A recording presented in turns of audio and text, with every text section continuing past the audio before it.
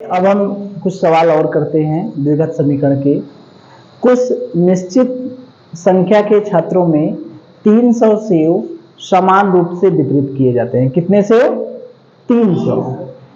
कुछ छात्रों में यदि 10 छात्र और आ जाते हैं, यानी 10 छात्र और आ जाते हैं तो प्रत्येक छात्र को एक सेव कम मिलते हैं। छात्रों की संख्या ज्ञात कीजिए।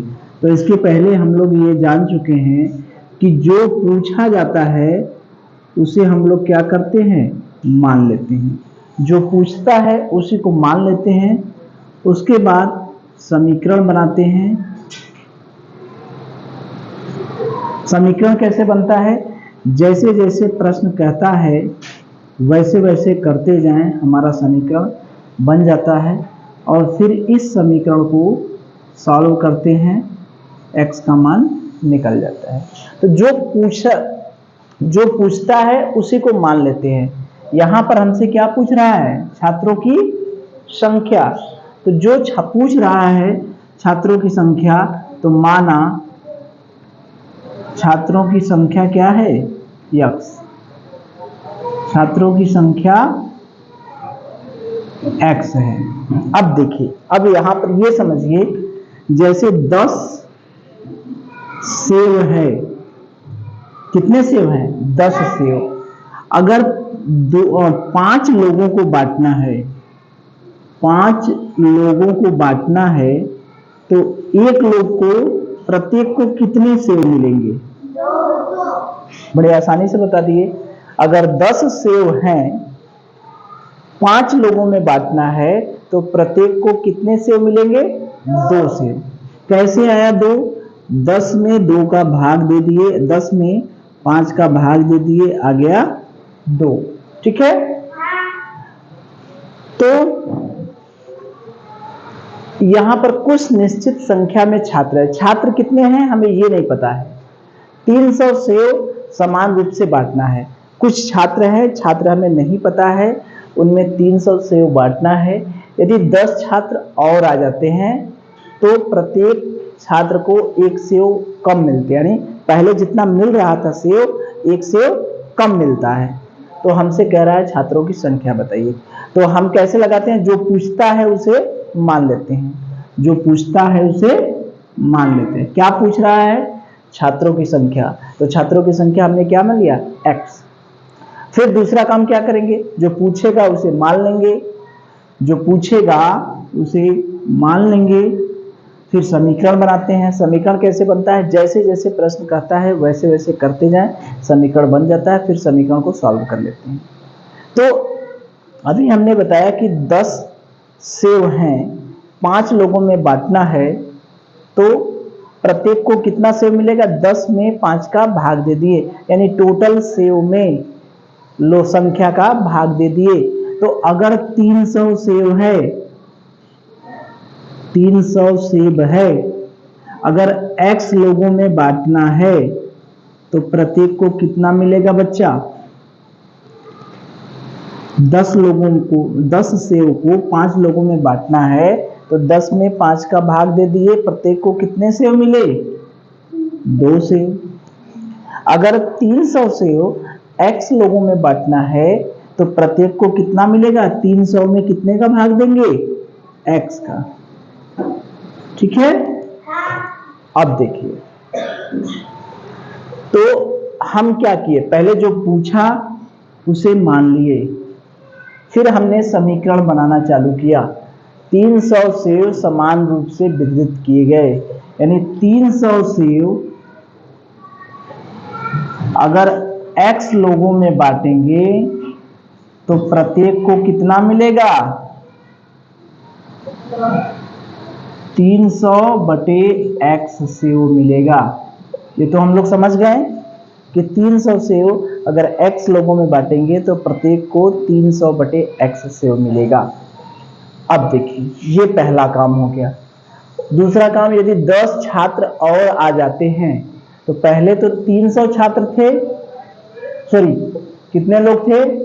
पहले x छात्र थे, अब 10 छात्र और आ गए, तो यानी अब छात्रों की संख्या कितनी हो गई? x तो पहले थे, 10 और आ गए, यानी छात्रों की संख्या कितनी हो गई, x प्लस 10। जैसे पहले x थे 10 और आ गए तो कितनी हो गई, x प्लस 10। तो प्रत्येक छात्र को एक सेव कम मिलते हैं। तो अगर 300 सेव बांटना है, कब, कितने लोगों में, अब 10 लोग बढ़ गए, x प्लस 10 लोगों में, तो प्रत्येक को कितना मिला, 300 बटे यही संख्या से भाग दे दिए, x प्लस 10। ठीक है, इतने सेव मिले। अरे भाई ये लोगों की संख्या है, ये सेव की संख्या है, तो सेव की संख्या में लोगों की संख्या से भाग देते हैं तभी ना प्रत्येक को कितना मिलता है पता चलता है।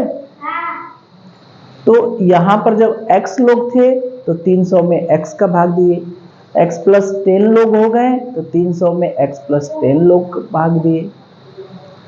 अब कह रहा है कि प्रत्येक छात्र को एक सेव कम मिलते हैं, तो एक सेव कम मिलते हैं, तो इसमें और इसमें कौन कम है कौन ज्यादा है, कौन ज्यादा वाला सेव है कौन कम वाला है, पहला वाला सेव ज्यादा है या बाद वाला सेव ज्यादा है, पहला वाला सेव ज्यादा है, ये ज्यादा है और ये कम है।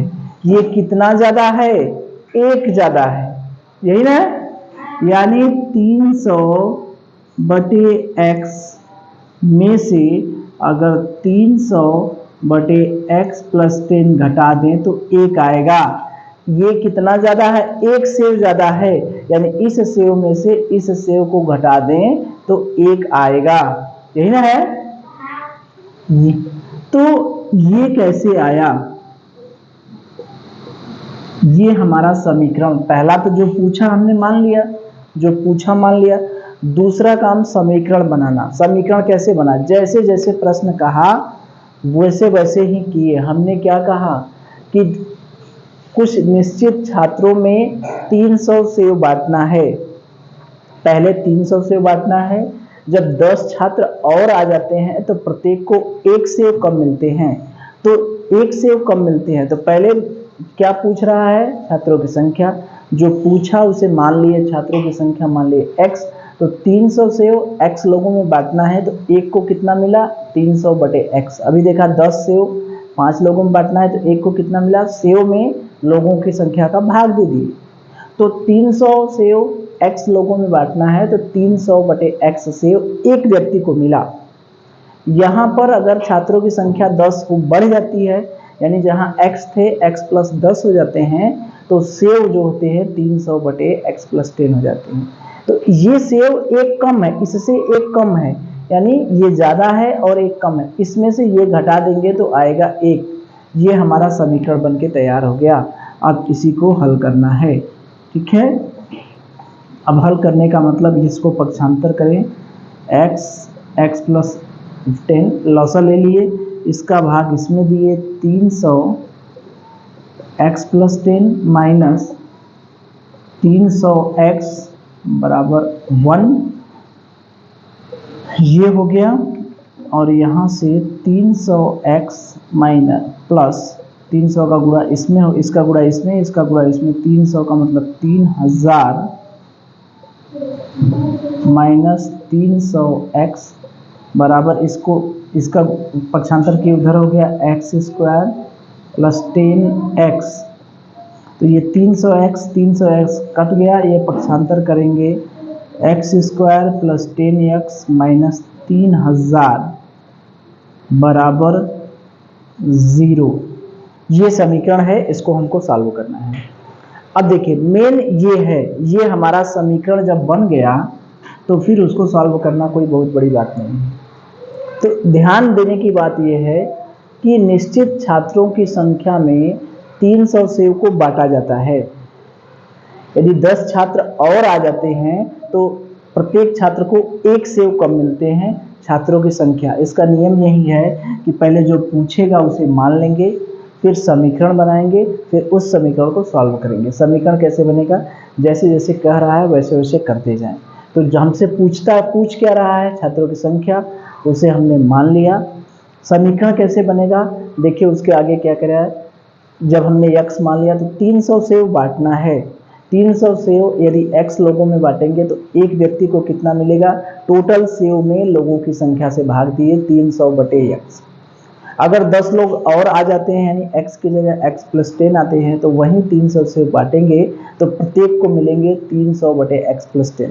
कह रहा है ये वाला जो संख्या है, बाद वाला संख्या एक से कम है, यानी ये एक ज्यादा है एक कम है, यानी ज्यादा में से कम घटा देंगे तो एक आ जाएगा। यहाँ हमारा समीकरण बन गया, दूसरा स्टेप हो गया। अब इसको हल करना है। जब सॉल्व किए, इसको लॉसर लेके सॉल्व किए तो x square plus 10x minus 3000 बराबर 0। अब यहाँ से ये समीकरण मिल गया। अब इस समीकरण को हमें सॉल्व करना है। अब इसको सॉल्व करना है, x square plus 10x minus 3000 बराबर 0। ये इसको हम अपने किसी भी नियम से सॉल्व कर सकते हैं। अब देखिए यहाँ पर है 3000 गुणा करने पर 3000, जोड़ने पर यानी x square plus 60x minus 50x minus 3000 बराबर 0। x कॉमन लिए x प्लस 60 माइनस 50 कॉमन लिए x प्लस 60 बराबर 0। x माइनस 50 x प्लस 60 बराबर 0। यहाँ से x माइनस 50 बराबर 0, x बराबर 50, एक आ गया 50 और x प्लस 60 बराबर 0, x बराबर माइनस 60। तो ये निगेटिव तो हो नहीं सकता, कभी भी x का मान निगेटिव हो नहीं सकता, तो इसका उत्तर आ गया 50। यानी छात्रों की संख्या आ गई 50। यही हमसे पूछ रहा था। तो इसमें ध्यान देना है कि जो पूछेगा उसे मान लेते हैं, फिर समीकरण बनाएंगे। समीकरण कैसे बनाएंगे, जैसे जैसे प्रश्न कहेगा वैसे वैसे करते जाएंगे, समीकरण बन जाएगा, फिर उस समीकरण को सॉल्व कर लेते हैं।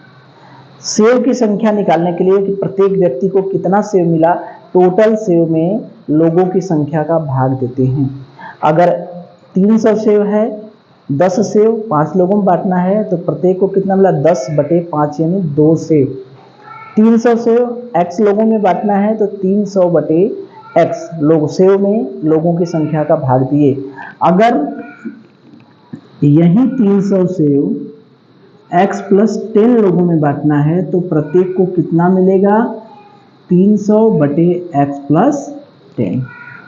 ये तो ये वाला ज्यादा है, ये वाला कम है।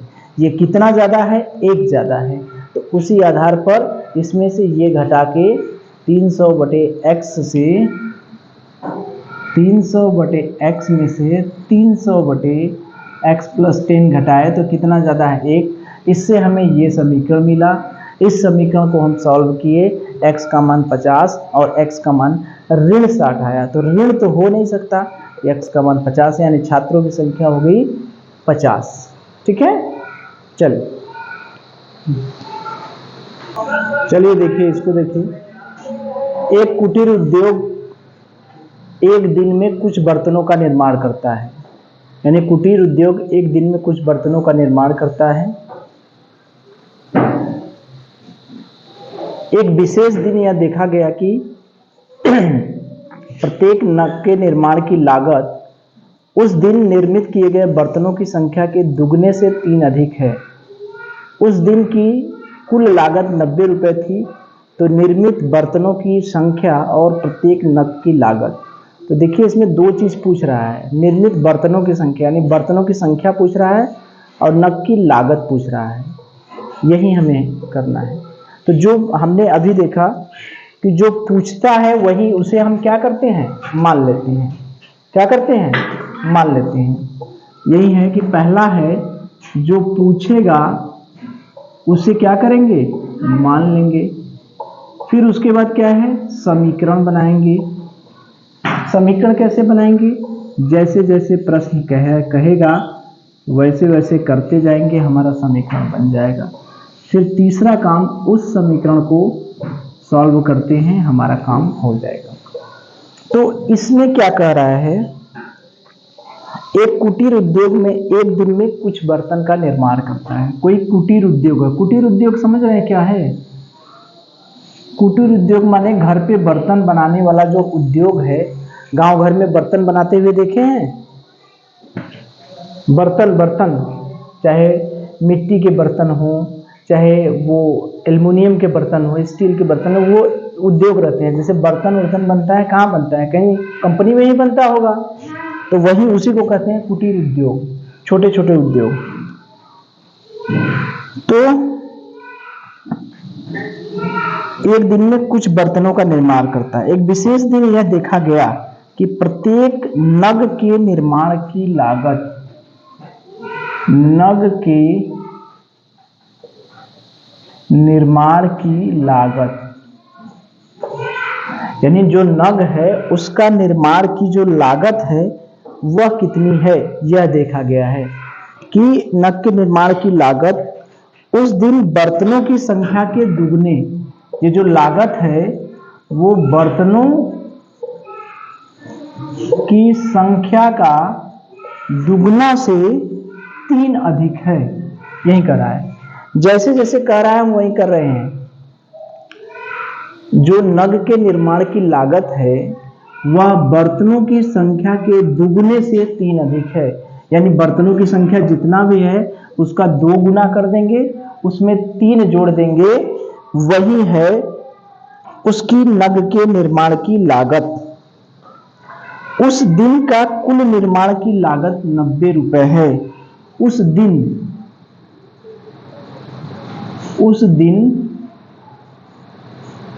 कुल निर्माण, ठीक है, उस दिन निर्माण की लागत क्या है? निर्माण की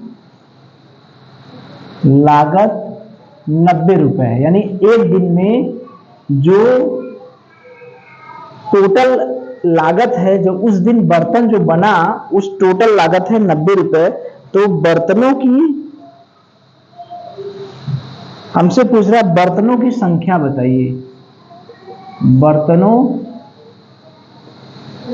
की संख्या क्या होगी यह बताइए, और प्रत्येक नग के निर्माण की लागत, प्रत्येक नग के निर्माण की लागत, ये हमसे पूछता है। ठीक है, तो देखिए एक उद्योग है, कुटीर उद्योग मतलब बर्तन बनाने वाला कारखाना। कारखाना तो समझ रहे हैं ना, तो कारखाना, ये बर्तन बनाने वाला कारखाना है। उस कारखाने में नग का निर्माण होता है। ठीक है, बर्तन बनाए जाते हैं।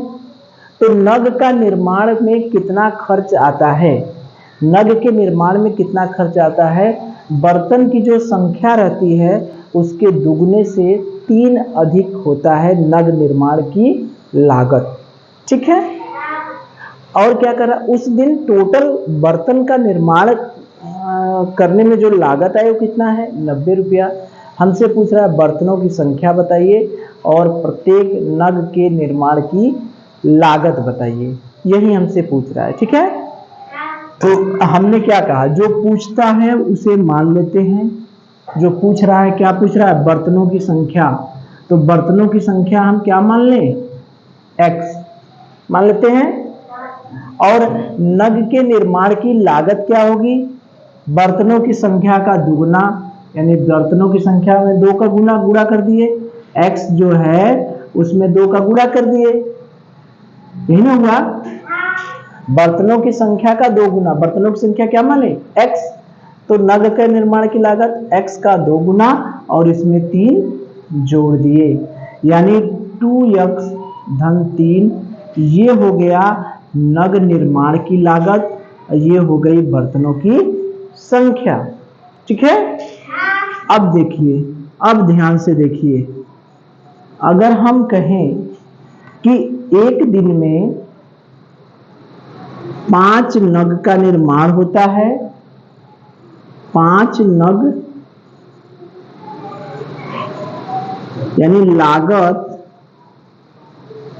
5 रुपया है। ठीक है, बर्तन बनाने की लागत 5 रुपया है और 10 बर्तन बनाने हैं तो टोटल कितना खर्च होगा?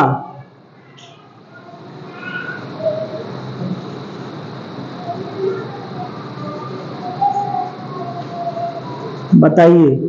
अगर एक बर्तन बनाने की कीमत 5 रुपया है, आपको 10 बर्तन बनाने हैं तो टोटल कितने खर्च होंगे? कितना होगा? 50 रुपया। इसमें 5 में 10 का गुणा कर दिए, क्या आया? 50। तो ये बताइए नग के निर्माण की लागत कितना है? 2x + 3, यही ना है? नग का निर्माण की लागत है इतना, एक नग के, एक नग यानी एक बर्तन के निर्माण की लागत, एक बर्तन जो बनाना है उसका खर्च कितना है? 2x + 3। बर्तन कितने हैं? x। तो कुल लागत उस दिन की कुल लागत क्या होगी? x गुणे 2x धन 3। ये कैसे हुआ?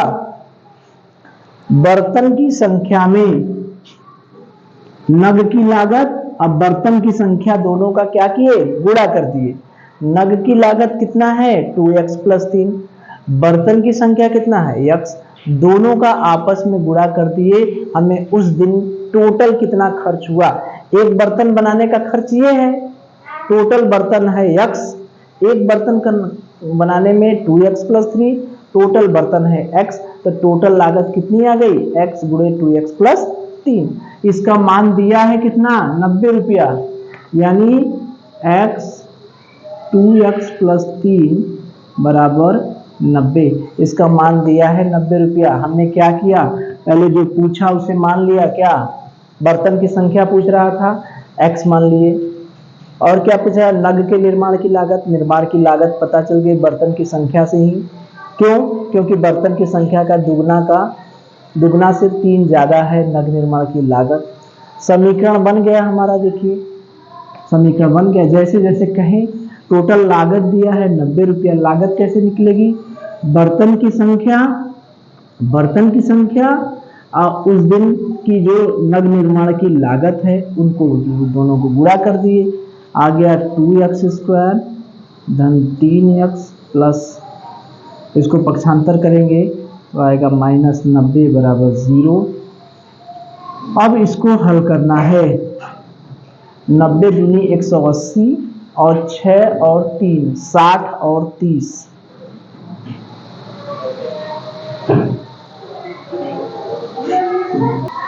चलिए अब इसको हल करना है। अब इसको हल करने के लिए हम हल कर सकते हैं 2x² 15x माइनस 12x बराबर 90 बराबर 0।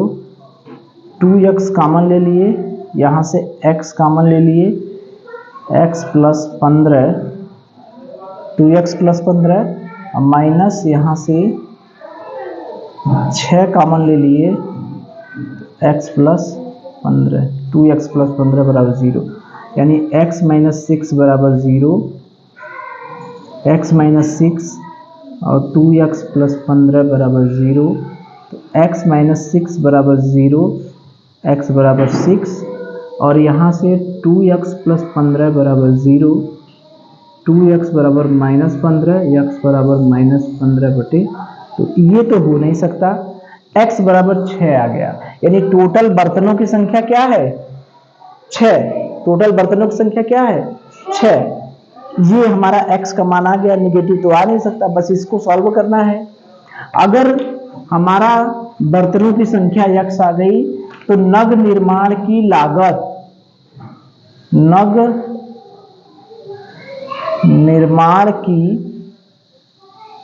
लागत क्या होगी? 2x + 3, यानी 2 गुणे 6 धन 3, 2 6 दूनी 12 धन 3, यानी कितना हो गया?